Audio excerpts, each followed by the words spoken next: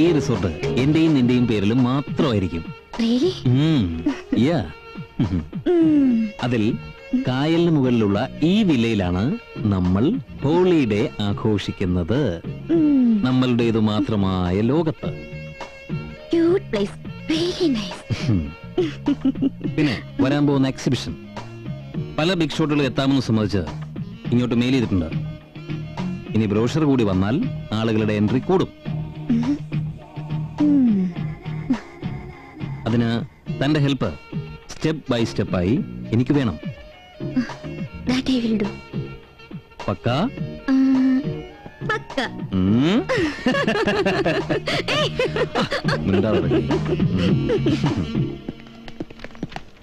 അതെ, ഒന്ന് നിൽക്കി. നിങ്ങൾ അംബുചാച്ചിയുടെ ഹസ്ബൻഡ് അല്ലേ? അതെ. അല്ലല്ല, ഞാൻ പായസന്റെ കെട്ടുവനാ. ഇന്റെ ബീവി നമ്മൾ നിങ്ങൾക്ക് എന്ത് ദ്രോഹം ചെയ്ത്? എന്തിനാ നിങ്ങൾ ഓളെ നമ്മളെ കുടി നിരക്കി കൊണ്ടായത്? നിങ്ങൾ ഓൾ എന്ത് ചെയ്ത് നിങ്ങൾക്കറിയോ? താഴത്തെ വെച്ചാൽ എറുമ്പായിരിക്കും, തലയിൽ വെച്ചാൽ പേനായിരിക്കും എന്ന് പേടിച്ചിട്ട് കാത്തു സൂക്ഷിച്ചവനാണ് ഞാൻ. നിങ്ങളുടെ ബീവിക്ക് എന്താ പറ്റിയെന്ന് ഞങ്ങൾക്ക് അറിയില്ല. എന്തെങ്കിലും വിവരം കിട്ടിയാൽ ഉടനെ അറിയിക്കാം. മനസ്സിലായോ? ഓഹോ, വെറുതെ അല്ല പെണ്ണുങ്ങൾക്ക് അധികാരം കിട്ടിയാൽ ആണുങ്ങൾ അനുഭവിക്കുന്നു പറഞ്ഞേ.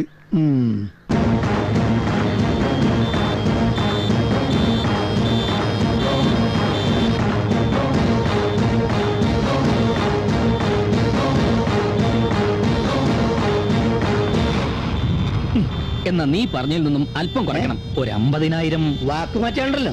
അറിയാലോ, റിസ്ക് ആണ് ഞാൻ കാണിച്ചത്. ഞാൻ ഇങ്ങനെ കാണിച്ചില്ലായിരുന്നെങ്കിലേ സ്വാമിക്ക് പറ്റിയുള്ള കഞ്ചാവ് കടത്താൻ പറ്റുമല്ലോ സ്വാമി?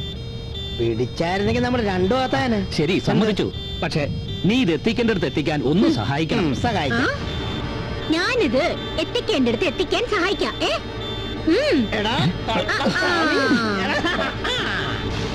അപ്പോൾ ആ അപരിചിതനെ താങ്കൾക്കും അറിയില്ല.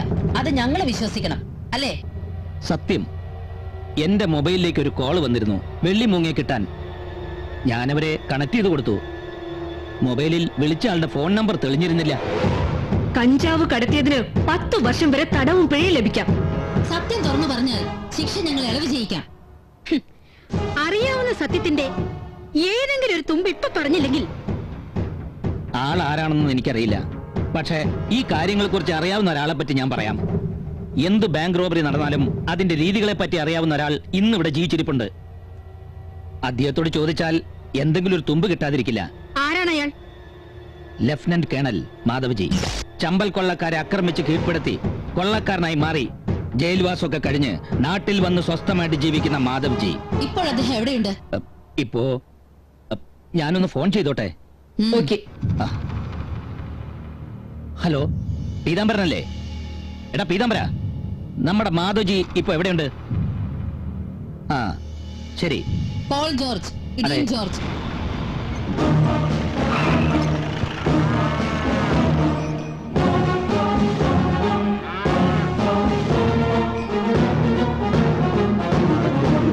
ഒരു ഭാർഗവി നിലയത്തിന്റെ ലക്ഷണമുണ്ട്.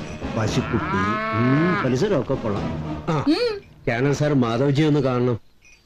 സാർ ആരെയും കാണാൻ അനുവദിക്കാറില്ല. ഞങ്ങൾ ആരാണെന്നാ വിചാരിച്ച്? കള്ളനാണെന്ന് കണ്ടാലേ ഒരു കീറ് വെച്ചെന്നാണല്ലോ. അയ്യോ, സാർ എവിടാണെന്ന് പറഞ്ഞാല് നിനക്ക് ഫ്രൂട്ട് സാലഡ് വാങ്ങിച്ചാൽ. സാറ് മാർക്കറ്റിൽ കാണും.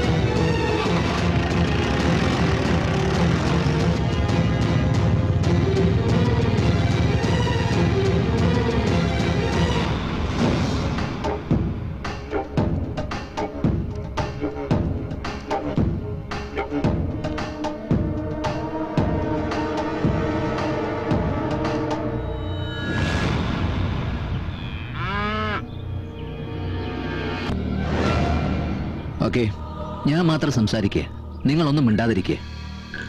എന്താ നിങ്ങൾ വന്ന കാര്യം? പോലീസുകാർക്ക് ഈ എക്സിന്റെ അടുത്തുനിന്ന് എന്താ അറിയാനുള്ളത്? ഞാൻ മുന്ന് പറഞ്ഞില്ലേ. ഓഹോ, പലതരം സ്റ്റൈലുകൾ ബാങ്ക് കൊള്ളയ്ക്ക് സ്വീകരിക്കാറുണ്ട്. ഭിത്തി തുറന്ന് ഉള്ളിൽ ചെല്ലുക, ടണൽ കുഴിച്ചു കുഴിച്ചു ചെന്ന് അതിനകത്തേക്ക് നുഴഞ്ഞു കയറുക, അല്ലെങ്കിൽ ബ്ലാക്ക് കാറ്റുകളെ പോലെ മാസ്ക് വെച്ച് നേരിട്ട് തോക്ക് കാട്ടി ഭീഷണിപ്പെടുത്തി പണം വരിക. നിങ്ങൾ പറഞ്ഞു കേട്ടിട്ട് എനിക്ക് ഒന്നും മനസ്സിലായി. അതെന്താണ് സർ? നിങ്ങൾ പറഞ്ഞ രീതി വെച്ച് നോക്കുമ്പോ ഡൈനാമിറ്റ് വെച്ച് പൊട്ടിച്ച് സേഫ് ഇരിക്കുന്ന ഏരിയ നേരെ താഴേക്ക് കൊണ്ടുവരിക. Very correct. അങ്ങനെയാണെങ്കിൽ ഇത് ആരായിരിക്കും? പൊട്ടിയത് ഡൈനാമിറ്റ് ആണെങ്കിൽ വച്ചത് പപ്പനായിരിക്കും. പപ്പൻ? ഡൈനാമിറ്റ് പപ്പൻ.